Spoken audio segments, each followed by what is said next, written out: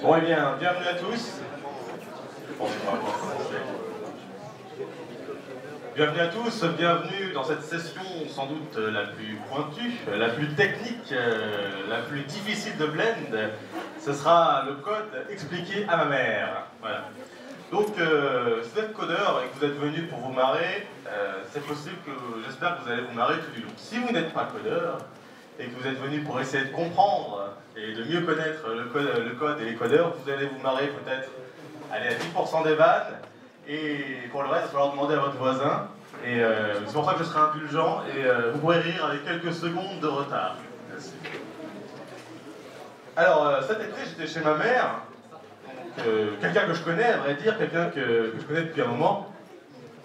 Et là, je vois un truc qui est à taraude, et elle me demande, chérie, tu peux me redire, c'est quoi ton métier exactement? Oui, alors c'est vrai qu'on fait partie des métiers qu'il faut réexpliquer souvent, hein, malheureusement. Tous les ans, à Noël, aux grands-parents suspicieux, il faut leur dire, bon, qu'est-ce que tu fais sur Internet? Bon, vous voyez quoi. Hein. Au final, ça se résume souvent à, il fait de l'ordinateur. Je dis à ma mère que je suis codeur, et elle me dit, mais je croyais que tu étais ingénieur. Je croyais que tu étais ingénieur informatique. Alors je lui explique. Je lui explique que le codeur, bon bah, il code. L'ingénieur informaticien, eh bien, il code, bien sûr. Le lead développeur, il code. Le DevOps, c'est une nouvelle race de codeurs qui code également. Le data engineer, le développeur full stack, l'analyste programmeur, tout le monde code en fait. Elle me dit, bah, c'est comme Jérémy. Jérémy, le fils du voisin. Je lui dis, non, Jérémy, ça n'a rien à voir, il est sysadmin. C'est pas ça. Alors, mais pour bien expliquer ce qu'est un codeur, revenons aux sources, comment tout ça a commencé. À l'époque, c'était pour ma part vers 1995. Ceux qui s'y connaissaient à l'époque n'avaient qu'une seule question en tête, Pentium ou 486. Heureusement, l'ordinateur individuel était là pour nous éclairer, avec sa disquette fournie et son test pour savoir si nous étions prêts à Windows 95. Pour ma part, j'étais bien sûr prêt. Et bien sûr, ce qui s'est passé, c'est qu'un beau jour, mon père revient avec un PC. Oh, il n'y avait pas beaucoup de constructeurs à l'époque. Il y avait bien sûr Dell, HP, il y avait même Apple déjà, bien sûr. Bon, et il avait pris un Packard Bell. Voilà. C'était quand même pas si mal, c'était un Pentium et non pas un 480. Et donc, c'était une grosse bécane, à vrai dire. Hein. Ce genre de bête de course, Pentium, 100 MHz, avec 8 mégaoctets de RAM, sous Windows 95. Il faut se rappeler à l'époque, sans Internet, sans crack, peu d'open source, ils avaient un gros argument de vente, Packard Bell, c'était les 40 logiciels, 40 boîtes de logiciels hein, qui faisaient de cet ordinateur quelque chose d'incontournable et qui faisait qu'évidemment, sans logiciel, il n'y avait rien à faire. Donc on peut citer ces superbes logiciels, par exemple CorelDRAW. Je ne sais pas s'il y a quelqu'un ici qui a déjà utilisé CorelDRAW. Allez, il y en a quelques-uns, voilà, vous pouvez vous le dire. Il y avait également École Dauphin, pour ceux qui ont déjà vu ça. Et le bien connu Works, qui me rappelle tous les souvenirs, je pense à certains d'entre vous aussi, Works, et oui, ça faisait bien longtemps. Et il y a un truc malheureusement qui n'existe plus aujourd'hui, qui pourtant nous a sorti de bien des problèmes étant jeunes, c'est le bouton turbo. Dont les secrets de fonctionnement ont bien sûr été réservés aux plus experts d'entre nous. Mais bien sûr, on s'en servait quand même. Mais je vois dans la salle certains anciens qui vont me regarder de travers. 100 MHz, c'est déjà énorme, voilà. Et donc je voudrais rendre hommage à ceux qui ont commencé sur des TI 99, ceux qui ont commencé sur des Epson Abacus, voire des Commodore 64, processeurs qui culminaient à 0,9 MHz, à 60 kilooctets de mémoire. Donc voilà, les anciens peut-être se reconnaîtront. Mais pour la génération la plus récente, il y avait un truc tout à fait excitant dans Windows 95, c'était le menu accessoires. Une véritable boîte au trésor, à vrai dire. On pouvait trouver tout un tas de trucs, la loupe, par exemple. Je me souviens qu'on pouvait parcourir tout l'écran avec sa loupe. Le magnétophone, bien sûr. Et le Notepad et sa version sur stéroïde, le WordPad. Toujours très intéressant, et bien sûr, je ne peux pas ne pas citer le Paint sur lequel je passais l'après-midi à dessiner. Mais ce qui me faisait le plus de sensation, c'était les économiseurs d'écran. Moi perso, ça me donnait la chair de poule. Même si dans mon souvenir c'était HD Retina, ce labyrinthe, c'est un peu... voilà. Je pense que dans les souvenirs, on interpole des pixels. Au final, j'avais 100 MHz et 8 mégaoctets de RAM, ce qui était à l'époque limite ostentatoire, limite bling bling. Voilà. À l'école, je faisais de l'understating. Je disais que j'avais que 20 MHz pour ne pas susciter les jalousies. Mais malgré ces 100 MHz, le bouton turbo et malgré tout ça, la vérité, c'est que l'ordinateur ramait. Voilà, avec 100 MHz et 8 MHz, ça devait carburer, mais non. Et à l'époque, je me disais déjà, un jour, on aura des bécanes 100 fois plus rapides et tout se chargera en un éclair. D'où rêveur que j'étais, car aujourd'hui, j'ai beau avoir un Core i7 et 12 Go de RAM, la vérité, c'est que ça rame. Ça rame toujours. Alors des fois, je me dis, un jour, on aura des bécanes 100 fois plus rapides et tout se chargera en un éclair. D'où rêveur que je suis, quelque chose me dit que même avec un Alpha Holo-Core 150 GHz et 2 Tera de RAM, laisse tomber, ça ramera toujours. Ça ramera encore, et à vrai dire, faisons-nous tout de suite une raison, puisque en fait, le codeur doit s'habituer à la patience, puisque ça upload, ça commit, ça compile, voilà, la patience c'est bien une valeur de codeur. Et donc revenons à cette enfance de codeur que vous avez, pour certains d'entre vous, bien connue, c'est celui qui fouille dans son PC, celui qui trifouille, celui qui fait des boulettes, bien sûr. Toi aussi peut-être, le jour où tu as acheté Half-Life, tu arrives chez toi, tu regardes la boîte, tu vois qu'il te manque 50 mégaoctets. La meilleure idée que tu as, tu demandes à ton meilleur pote, un meilleur ami expert, il a 12 ans, il regarde ton ordi et il dit « C'est quoi ça ton logiciel Système 32 ?» Vas-y, vire. Vire le Système 32. Vous connaissez la suite, bien sûr. Sauf que moi, mon père, il avait besoin de l'ordi pour faire le menu de mariage de ma sœur sous Publisher. Voilà. Donc, direction boulanger, bah, le magasin IFI, hein, pas l'autre. Enfin, moi, j'ai souvent confondu. Et là, miracle, un nouveau Windows tout neuf. La sensation du nouveau Windows, du nouvel OS fraîchement installé, c'est pas loin de... Bon, on va pas tant que ça non plus, mais voilà, c'est quasiment miraculeux. Allez, après les bricolages de gamins, vient l'étape de l'école. On rejoint une école d'ingé, d'informatique. Il y a des collègues de la classe, tu les connais. Il y en a certains voilà, qui viennent juste profiter de la connexion. Voilà, ils viennent télécharger des distribs Linux, bien sûr. Il y a le mec super balèze qui, pendant que tu supprimais le système 32, lui, il passait une certif Cisco. Très bien. Il y a celui qui ne veut pas coder et qui veut être chef de projet. Bon, ça commence déjà, malheureusement. Et histoire vraie, il y en a même qui ne veulent pas coder, ne pas être chef de projet, qui veulent être photographe. Voilà, ça arrive. Il y en a vraiment qui on trouve de tout, à Supinfo, notamment. Et par contre, il y a une personne, tu sais comment elle s'appelle. Tu sais exactement son parcours, ses options, et tu sais même où elle s'assoit. C'est la fiche de la promo. Par contre, il y en a un que je respecte plus que tout. C'est celui qui paye 5 000 € son année et qui vient pas. Franchement, tu te demandes ce qui se passe. Le mec, bon, pas s'inscrire à la fac et ne pas payer, bon, ok. Mais payer 5 000 € à l'école et ne pas venir, il y a du panache. Et voilà comment on en vient à être codeur à l'école. Et je me souviens qu'après mes études, j'ai eu la chance de tomber sur un vieux codeur qui est venu me dire, mentorer, me donner des conseils. Il m'a dit, Thomas, pour devenir codeur et réussir dans la vie, il y a des compétences indispensables à acquérir. La première, indispensable vraiment, que j'espère que tous les codeurs ici maîtrisent totalement, c'est l'installation de drivers d'imprimante.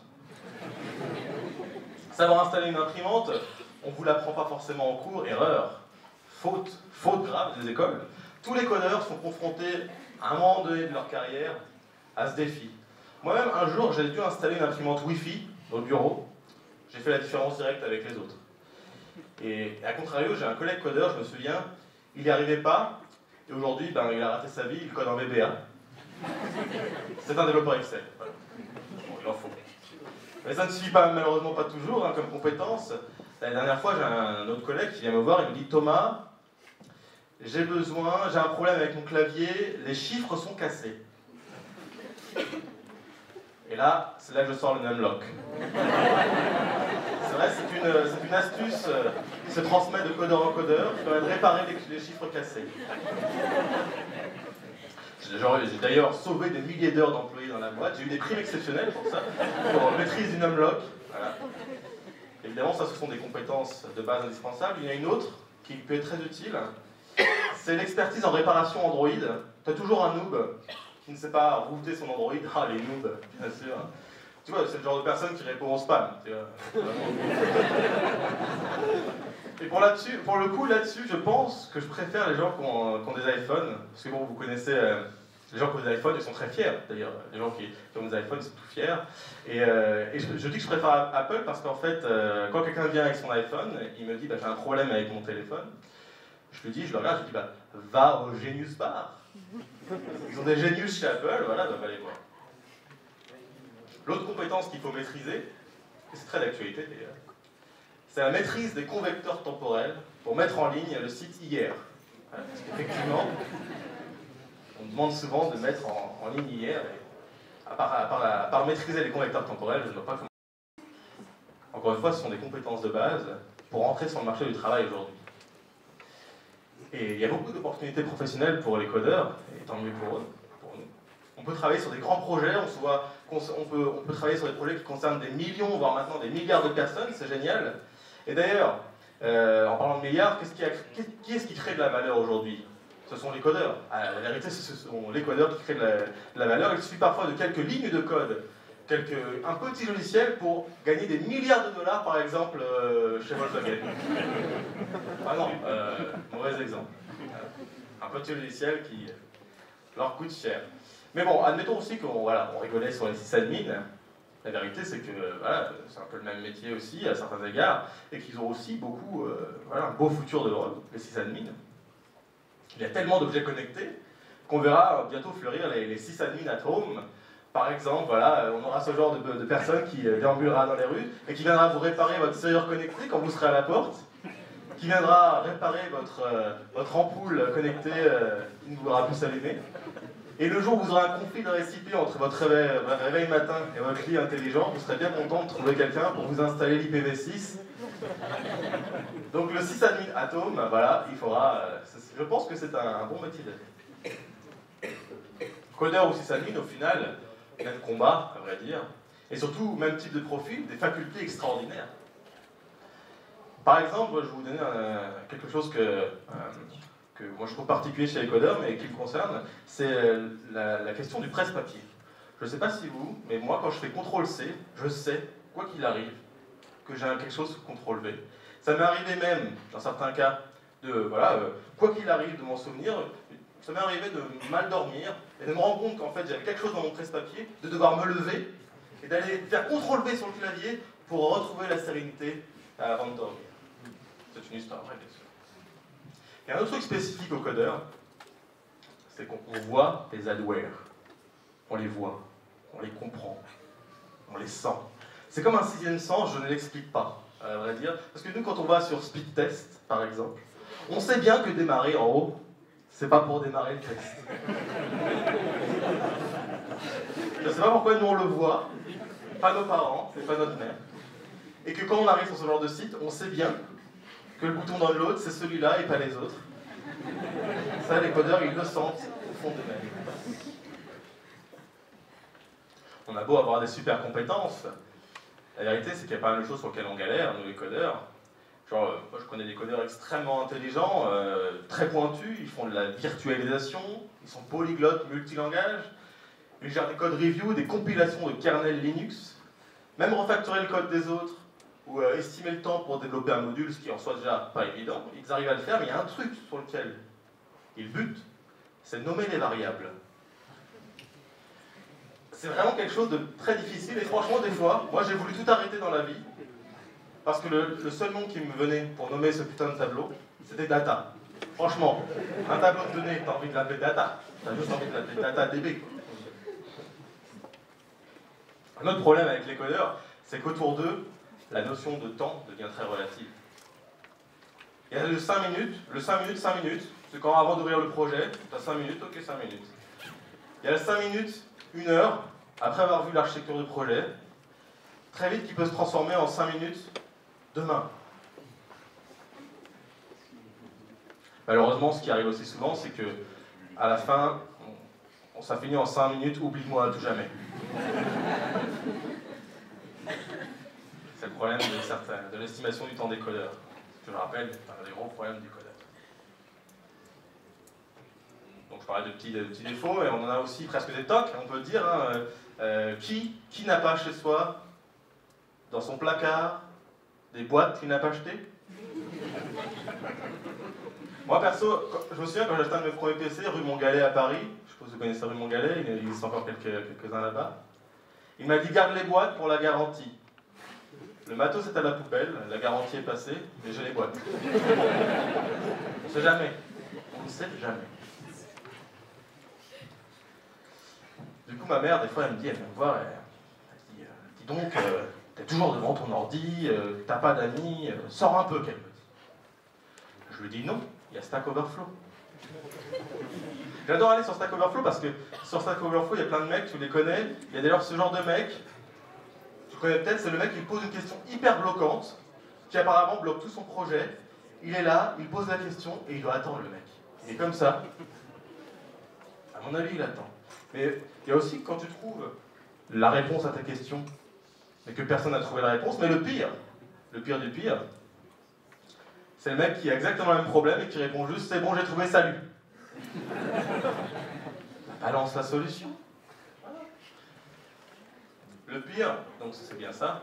Mais alors, du coup, autre anecdote là-dessus, en parlant de forum, chez moi, il y a un truc que j'aime bien, je fais de la domotique pour ceux qui connaissent, c'est-à-dire que je bricole des choses. Tout est connecté chez moi, les codeurs ils ne peuvent pas s'empêcher de faire ça, de tout coder, de tout bricoler à la maison. La dernière fois, j'avais un problème pour gérer la détection automatique de la lumière dans le salon et tout ça. Et j'ai ouvert un post sur le forum et j'ai dit « Comment savoir si c'est le jour ou si c'est la nuit ?» Le mec il me dit « Je sais pas, regarde par la fenêtre. » C'est pas faux. Sauf que bon, le problème c'est que les codeurs ils ont tendance... Le problème avec les fenêtres c'est la lumière. Et donc d'ailleurs oui, il se trouve que les codeurs sont parfois, il faut admettre, des fois dans des grottes. Mais on sort quand même, et assez souvent. Notamment quand il faut aller en rendez-vous client. Ça arrive. La dernière fois, j'ai un collègue qui vient me voir, il me dit « Thomas, viens, on a un gros sujet technique, il y aura le directeur technique en face, ça va être chaud. » Je lui dis « Pas de problème, je connais le sujet sur le bout des doigts, je viens. » Je me pointe au rendez-vous, et là, une seule question de très haut vol. « Est-ce que le site sera en HTML5 ?» Je dis « Oui, vas-y, je te mets du CSS3 avec, c'est cadeau gratuit. » Et oui, malheureusement, des fois... C'est ce genre de rendez-vous qu'on a, mais il faut admettre que le codeur, même s'il sort des fois, il passe quand même beaucoup de temps devant son ordi. Alors il développe un certain rapport avec sa machine, dont on ne fera pas état aujourd'hui, c'est un peu privé. Il développe aussi un rapport avec son IDE. L'IDE c'est très particulier, parce qu'on passe toute la journée dessus, mais dès qu'on lui fait une petite infidélité, il pète les plombs. Au hasard Eclipse, voilà. On sort de Eclipse, ça n'est pas du tout accepté. Il se vexe, et il y a même des jours où tu n'as rien fait. Tu ouvres l'IDE, et là, ça ne marche pas. L'autocomplétion ne marche pas. Tu as envie de dire, mais qu'est-ce qui se passe? Qu'est-ce qui se passe? Ça ne marche pas comme il faut. Il y a des jours comme ça. Et d'ailleurs, en fait, c'est assez facile d'énerver un codeur. J'ai un certain nombre de choses qui énervent un codeur, et moi, personnellement, les choses qui me font partir en vrille, c'est un truc de ouf. Hein. Et d'ailleurs, il y a un truc aujourd'hui, dernièrement, qui vénère pas mal les codeurs, c'est Chrome. Chrome, tu lui donnes de la RAM, en espérant qu'il partage, que ça accélère le poste de travail. Voilà. Le problème, c'est que pour Chrome, ça va, mais pour ce qui est de l'IDE, ils peuvent bien se brosser. Voilà, alors... clin d'œil à ceux qui utilisent ces superbes logiciels IDE qui sont IntelliJ IDE et NetBeans. Super IDE Java. Mais du coup, pour énerver un codeur, il y a encore des choses bien plus puissantes. Par exemple, bon, là, je vais prendre l'exemple d'un développeur front, CSS, HTML, s'il y en a ici. Il y a quelque chose qu'ils détestent, c'est quand tu leur casses leur cascade. Ouais, tu balances de l'important. Ah, ils aiment pas ça. Hein. Il y a un autre truc qui énerve beaucoup le front-end développeur, c'est quand tu lui balances du BR. Ah, ça, ils aiment pas. Tu peux y aller, tu peux lui balancer du BR, ils aiment pas ça. Il y a un autre truc qui des fois te fait perdre énormément de temps et est très déprimant. Ce sont les programmes par défaut. Je me souviens des fois, une fois j'étais là tranquillement, petite minute d'inattention, peut-être, certes. Et là je double-clique et là, erreur. Le fichier XML qui ne s'ouvre pas dans le Notepad, mais dans Visual Basic. Et donc voilà, c'est la teuf pendant 5 minutes. 5 minutes de perdu. Petit moment d'inattention, et d'ailleurs ça arrive plusieurs fois, il y a d'autres petits moments d'inattention qui peuvent vous coûter très cher. La dernière fois j'étais en train d'installer un logiciel quelconque, petit moment, voilà, fin de journée, j'ai téléchargé un freeware sur SourceForge. Next, j'avais un next un peu rapide, 2 secondes plus tard, terminé. Je l'avais pas décoché. Donc tu prends ton après-midi pour nettoyer, tu prends ta RTP voilà, pour nettoyer tout ce bordel. L'autre truc aussi qui rend les codeurs dingues, et j'aime bien le faire de temps en temps, je les taquine, parce que c'est quand même un peu... je leur balance du point d'exclamation à les tickets. Parce que là, les codeurs, ils n'aiment pas ça, les points d'exclamation. Et ce qui déteste encore plus, le pire qu'un point d'exclamation, c'est 2 points d'exclamation. Ah. Même si en réalité, quelque chose peut-être le pire pour un codeur, c'est bien quand un autre codeur vient lui toucher son code.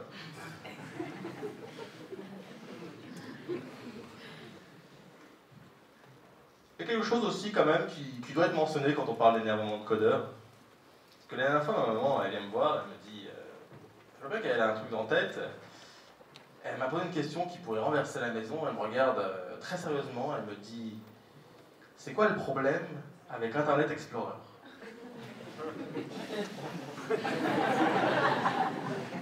10 ans d'évangélisation anti-Internet Explorer à la maison, hein, c'est installation de Firefox, voilà. Et elle me demande c'est quoi le problème avec Internet Explorer. Honnêtement, je pense que IE6, ils vont le traîner pendant des années chez Microsoft et qu'ils devront rendre des comptes à un moment donné pour une génération entière de codeurs perdus. Donc, ils devront rendre des comptes. Et bon, pour nous réconforter, on peut bien sûr attendre Noël ou les anniversaires pour espérer voilà, avoir des petits cadeaux. Et donc, typiquement, ce que ma maman souhaite m'offrir. Et donc, ce qui arrive souvent sous le sapin, c'est justement ce genre de conneries USB. Oui, admettons, c'est quand même pas si mal. Il adore aussi nous donner des t-shirts geeks très drôles. Et autre chose qu'il ne faut pas acheter, la vérité, c'est le Blu-ray de Star Wars. Donc, c'est bien simple, soit je l'ai déjà, soit je l'ai pas et je le veux pas. Autre cadeau inutile, hein, limite déprimant, la licence WinRAR. Non. Gardez votre argent, ou donnez l'argent pour financer les side projects. Ah voilà, effectivement les side projects. Et donc ma mère me demande, mais dis-moi, qu'est-ce que c'est qu'un side project? Je lui dis, écoute, c'est simple maman, un side project, c'est un projet qui n'a jamais vraiment commencé, qui n'a jamais vraiment terminé.